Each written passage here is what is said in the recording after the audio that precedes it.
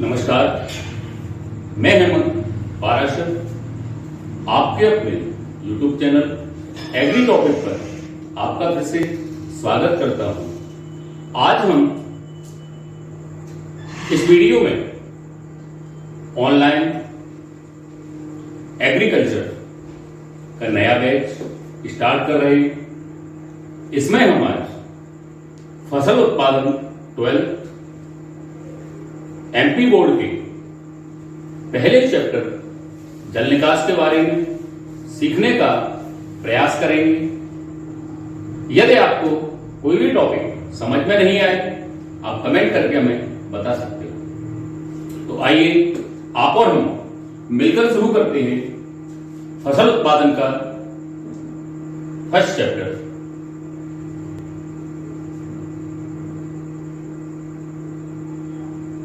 देखिए, यह है फर्स्ट क्वेश्चन, जल निकास। जल निकास किसे कहते हैं तथा उसकी कौन कौन सी विधियां हैं। तो जैसा कि नाम से ही पता चल रहा है कि जल निकास, जल का निकास करना या जल को निकाल देना, तो सीधी सी बात है कि यहां एग्रीकल्चर के विषय में पढ़ रहे हैं।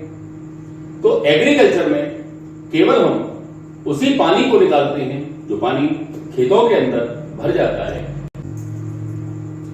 जल निकास किसे कहते हैं तथा उसकी कौन कौन सी विधियां हैं। जल निकास, तो जैसा कि आप और हम जानते हैं कि जल निकास हम उस अवस्था को कहते हैं जिस अवस्था में हमारे खेत में पानी अत्यधिक मात्रा में भर जाए और हमें उस पानी को निकालने के लिए नालियां बनानी पड़ जाए, उसे हम जल निकास कहते हैं। सीधी सी बात है, बरसात के मौसम में आप लोग जानते हैं कि सर्दी और गर्मियों में इतनी बारिश नहीं होती है कि हमारे खेतों में पानी भर सके।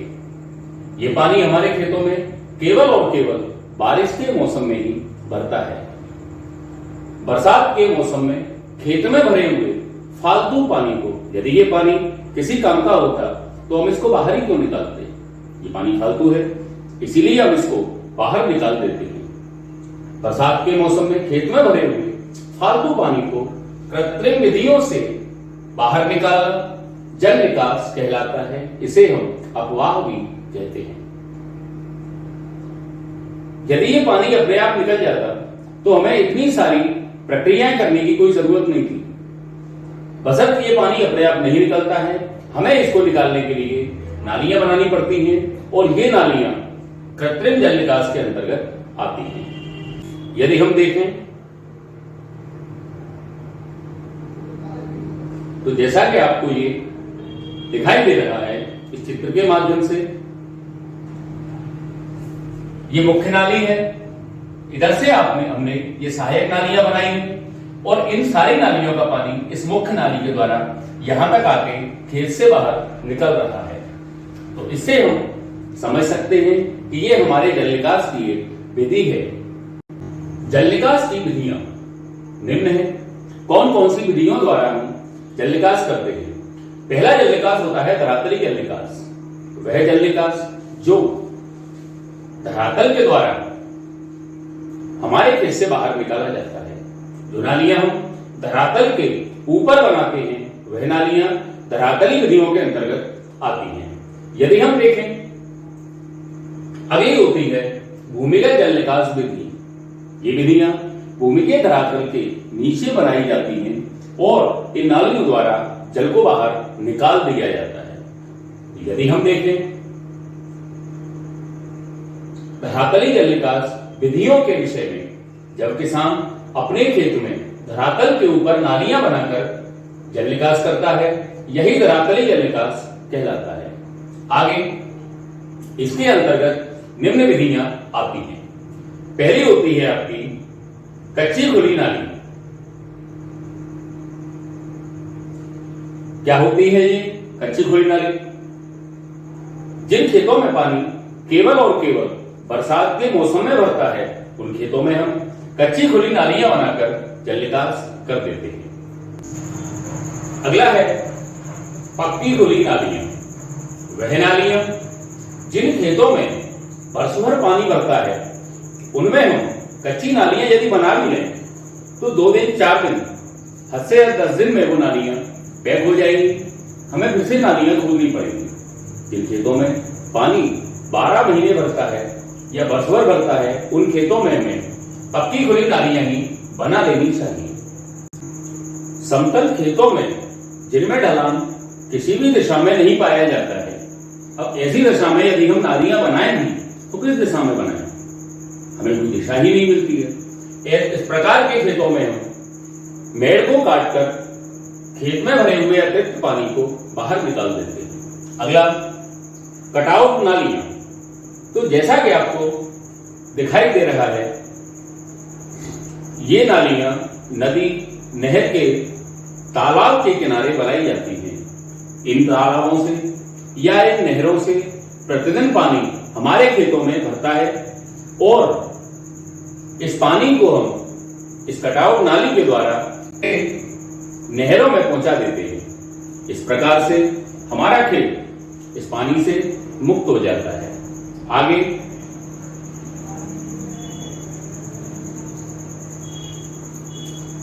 ये नाली आपको दिखाई दे रही होगी, ये कच्ची खुली नाली है। इसमें हमने सीमेंट, रेत, ईंट, पत्थर किसी का भी उपयोग नहीं किया है। इसके बाद यदि हम दूसरी विधि को देखें, इसके अंदर हमने पक्की नाली बनाई है, ये पक्की नाली है। आगे यदि हम देखें तो ये खेत है, इस खेत की हमने मेड़ को यहां से काट दिया है और पूरे खेत का पानी बाहर निकल चुका है। ये नहर आपको दिखाई दे रही होगी। इस नहर के किनारे जो खेत भरे हुए हैं, जो खेत बने हुए हैं, जैसे कि आपको यहां पर दिखाई दे रहा होगा, इस जगह पर आपका पानी भरा हुआ है। यदि हम इस खेत को इस नहर से मिला दें तो ये पानी नहर में वापस लौट जाएगा। इससे हमारा खेत सूखा हो जाएगा और हम कई कृषि क्रियाएं इसमें आराम से कर सकते हैं। अब यदि हम देखें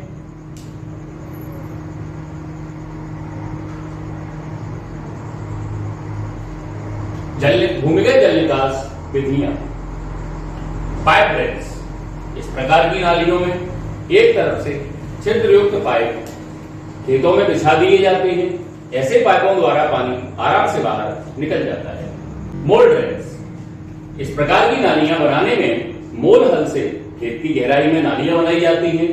इन नालियों से पानी निकल जाता है। आगे लकड़ी ड्रेन्स या हम कहें लकड़ी की नालियां। इस प्रकार की नालियों में लकड़ी के 2 टुकड़ों को भी आकार में जोड़ दिया जाता है और ऊपर से छिद्रों वाले टुकड़ों से ढक दिया जाता है। इस प्रकार से हम खेत के पानी को बाहर निकाल देते हैं। अगला है खपरेल ड्रेन्स। खपरेल का मतलब आप जानते हैं, मिट्टी की खपरेल होती है। इस प्रकार की नालियों में 2 खपरेल को भी आकार में जोड़ दिया जाता है और ऊपर से छिद्रयुक्त खपरेल से ढक दिया जाता है और खेत का पानी बाहर निकाल दिया जाता है। जैसा कि आपको ये चित्रों में दिखाई दे रहा है, ये ऐसे ब्लॉक्स बनाए जाते हैं जिनमें से पानी अंदर पाइप में चला जाता है और यहां से पूरा पानी बाहर हो जाता है। ये आपको मोल हल दिखाई दे रहा है। इससे खेत में हम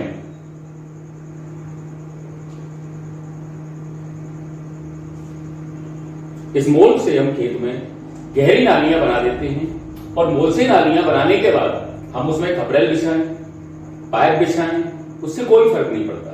लेकिन इस नाली को हम मोल हल की नाली कहते हैं। आगे टाइल ड्रेन्स, ये आपको दिखाई दे रहा है, ये टाइल्स की बनी हुई नाली है जिससे हम खेत के पानी को बाहर निकाल सकते हैं। आगे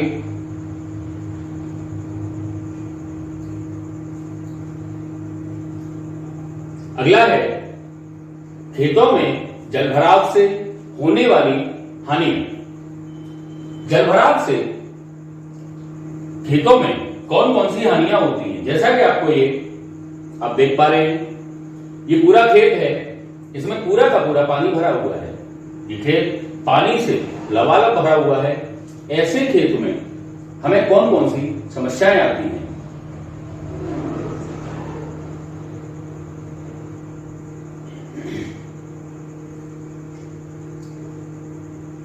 मृदा दलदली हो जाएगी।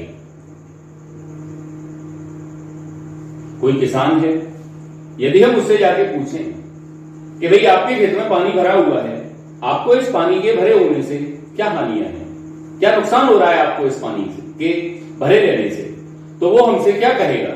वो हमसे कहेगा कि मृदा दलदली हो जाएगी। यदि ये पानी भरा रहा तो मृदा में वायु संचार ठीक नहीं रह पाएगा।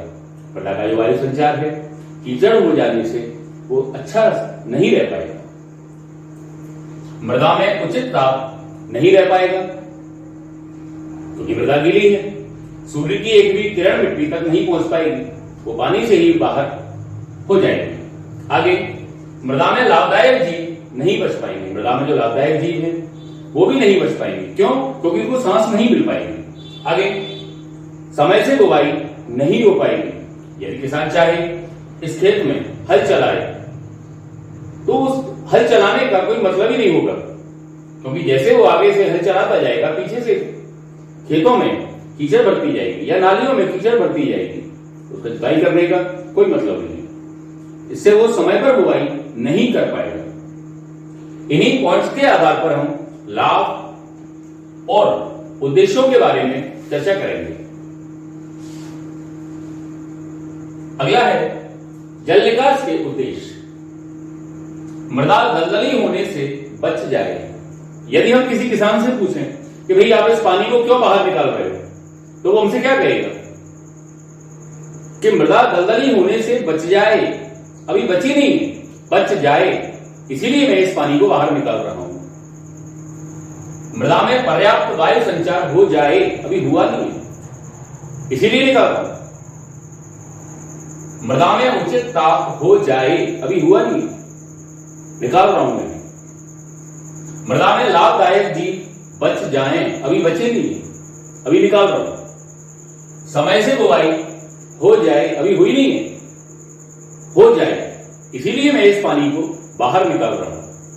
अब उस पानी को वो बाहर निकाल चुका है। यदि फिर हम जाए उसके पास और उससे पूछें कि भाई आपने इस पानी को बाहर निकाल दिया, अब इस पानी के बाहर निकालने से आपको क्या फायदा हुआ, तो वो हमसे फिर कैसे कहेगा? वो हमसे कहेगा मृदा दलदली होने से बच जाएगी या बच जाती है। अब तो बची जाएगी क्योंकि पानी बाहर निकल चुका है। मृदा में पर्याप्त वायु संचार रहता है, अब तो रहेगा ही क्योंकि पानी बाहर निकल चुका है। मृदा में उचित ताप रहता है, अब तो रहेगा ही क्योंकि पानी बाहर निकल चुका है। मृदा में लाभदायक जीव बचे रहते हैं। सिंपल सी बात है, अब तो बचे रहेंगे क्योंकि पानी बाहर हो चुका है।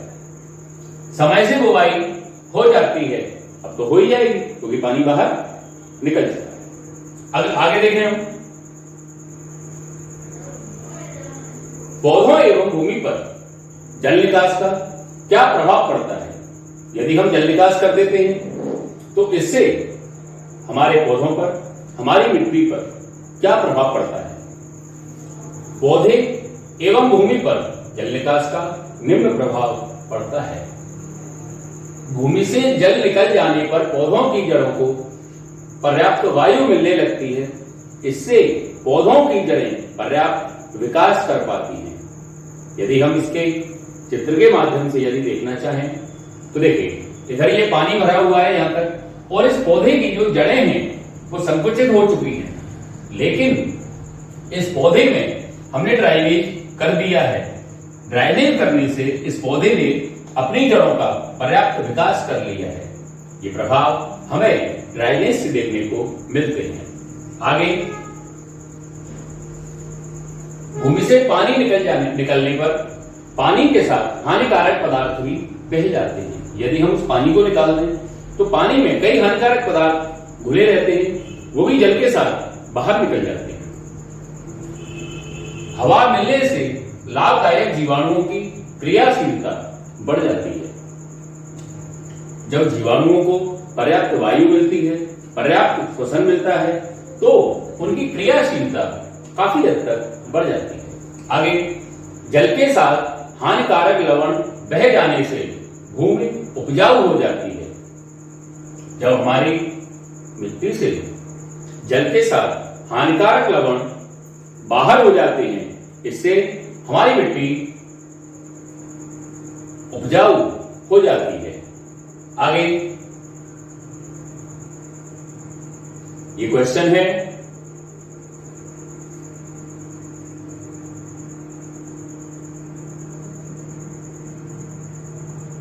आज मुश्किल हो पाएगा ये, इसे हम कल